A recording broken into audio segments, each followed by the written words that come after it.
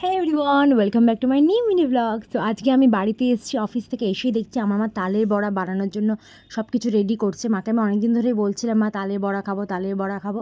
তো at last মা বানানো স্টার্ট করে দিয়েছে। আর এখানে আমিও আর তর সইছে না আমার, তাই জন্য আমি চটপট গিয়ে গ্যাসটাকে একদম জ্বালিয়ে দিচ্ছি, কারণ এটাকে ভালো করে গরম করতে হবে।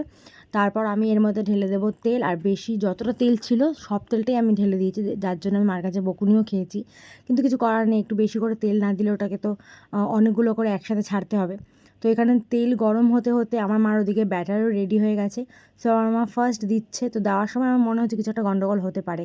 যাই হোক, তখনই মা বললো যে মা নাকি বাজার থেকে আজকে ইলিশ মাছ নিয়ে এসছে, আর এটা তো আমার ফেভারিট, তাই জন্য আমি বেশি লোভ করে দেখতে গেলাম। ভাবলাম তোমাদেরকে একটু দেখাই। আর বলে না, বেশি লোভ করলে তাঁতি নষ্ট হবেই, সঙ্গে সঙ্গে গেলে আমার নোকটা ভেঙে। তা আমি একটু বেশি লোভ করেছিলাম, যার আমি ফল পেলাম। এনিওয়েজ, তালের বড়াটা আমি দেখতে গেলাম, গিয়ে দেখছি এটা পুরো বেগুনি হয়ে গেছে। ওফ গড। ওকে, বাট নেক্সট টাইমটা আরও বেটার হয়েছে, আর খেতে অনেক টেস্টি হয়েছে, একদম চুমু যাকে বলে। এনিওয়েজ, দেখা হচ্ছে তোমাদের সাথে পরের একটা নিউ মিনি ভ্লগে। ততক্ষণ অবধি টাটা অ্যান্ড বাই বাই।